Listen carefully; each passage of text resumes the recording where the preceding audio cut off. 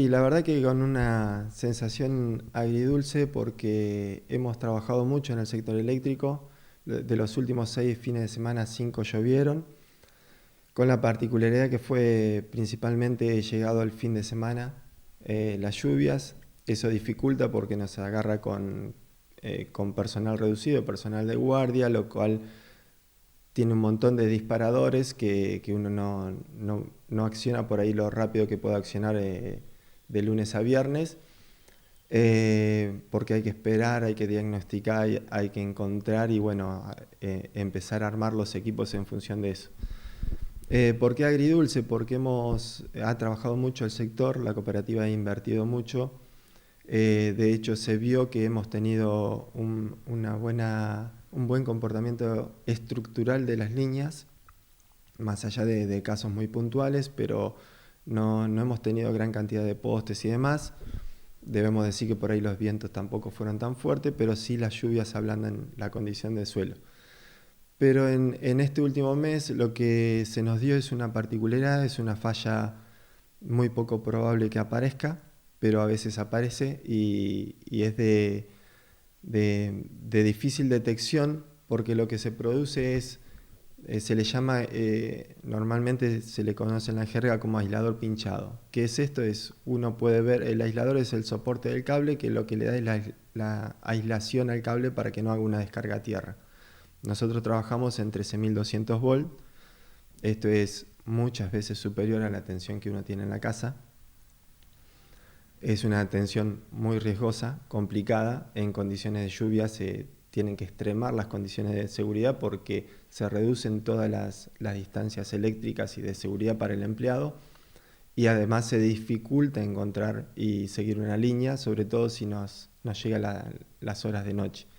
Dependemos mucho de cuándo se produce la condición climática y aparecida esta falla tiene una particularidad que cada vez que nos quema una protección y actúa, se genera un fuerte calor que puede evaporar la condición de humedad que daba la falla en ese aislador, por lo cual la perdemos. Perdemos la orientación de por dónde puede estar zonificada y nos cuesta ir sectorizando. Tenemos un montón de fusibles, un montón de equipo de buena tecnología, pero la electricidad es como el rayo, es muy particular, se dan muchas condiciones por las cuales el 90%, 95% o más las puede atajar las protecciones y hay una condición en la cual pasa de largo y trabaja la última protección de respaldo como nos estuvo sucediendo.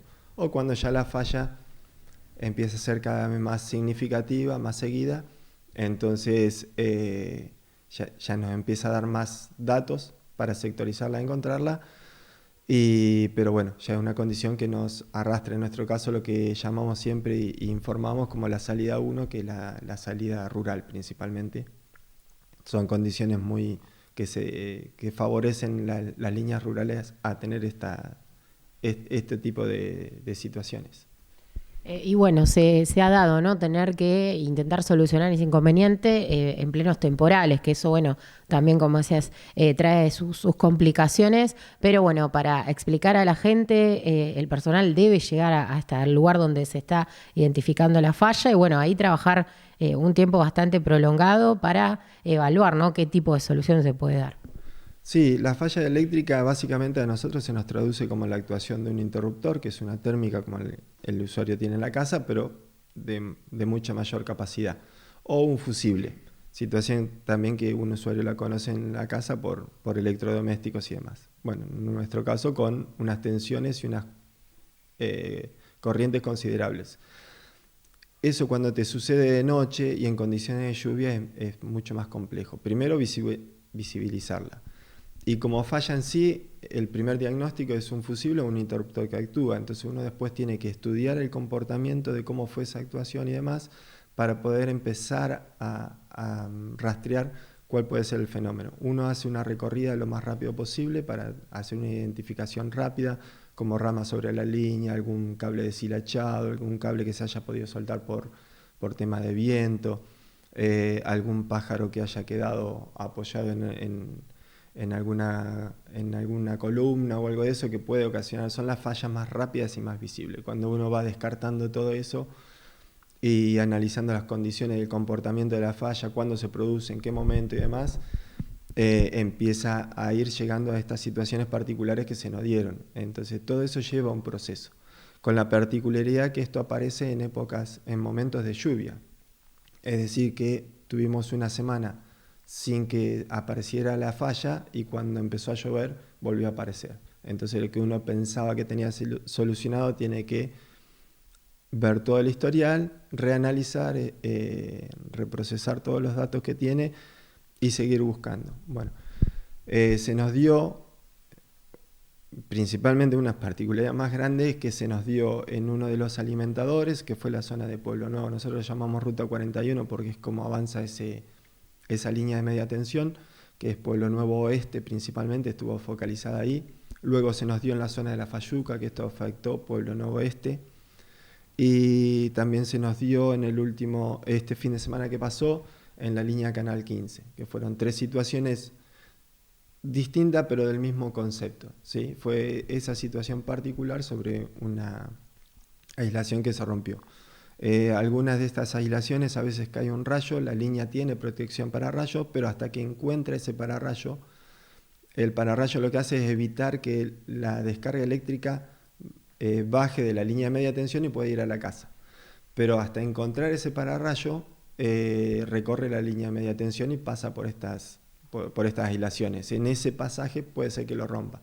Esa fue la situación particular que se dio en la línea, la encontramos en La Fayuca, pero es la línea que va a Pueblo Nuevo Este.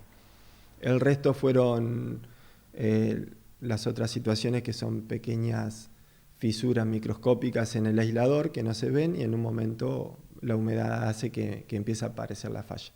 En Canal 15 se dio y por cómo encontramos, creemos que en algún momento pudo haber sido alguna descarga eléctrica que haya fisurado ese aislador y bueno, con la última lluvia terminó apareciendo y fallando, ¿no? Que bueno, las condiciones se daban, nos ganó la noche en detectarla, los chicos la verdad que trabajaron un montón, terminaron a las 2:30 de la mañana, pudimos dar servicio, con otras situaciones que en realidad terminó a Canal 15 llegando el servicio a las 3:30 de la mañana. Bueno, es un poco las situaciones que se dan de trabajo. A esa hora, con lluvia, con barro, es muy difícil moverse. Lo que normalmente nosotros tardamos 30 minutos en resolver, en esas condiciones climáticas y a esa hora puede llevar hasta 1:30 y a veces más. Siempre y cuando los chicos no tengan un percance de que se encajen o demás, porque están expuestos a toda esa situación, ¿no? Como también a veces hay que esperar unos minutos que la intensidad de la lluvia baje. Si hay descargas eléctricas, tenemos que esperar unos minutos hasta que la tormenta se calme, porque lo que nos preocupa a nosotros en primera medida, lo que no queremos descuidar es la seguridad del empleado y la seguridad de cada uno de nuestros socios. Así que partiendo de ahí, luego vamos a trabajar.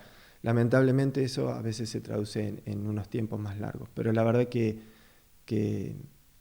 creo que se ha trabajado bien. Obviamente, como siempre, hay que después evaluar todas las situaciones y seguir mejorando para el futuro. Bueno, muchas gracias, Marcelo, y seguramente charlaremos en otra oportunidad. Gracias a ustedes por seguir difundiendo y bueno, tratando de llevar estas cuestiones que por ahí son técnicas difíciles, pero bueno, uno trata de hacer lo mejor posible para explicarla y que se entienda y simplemente pedirles paciencia, pero que se queden tranquilos que siempre el personal está trabajando.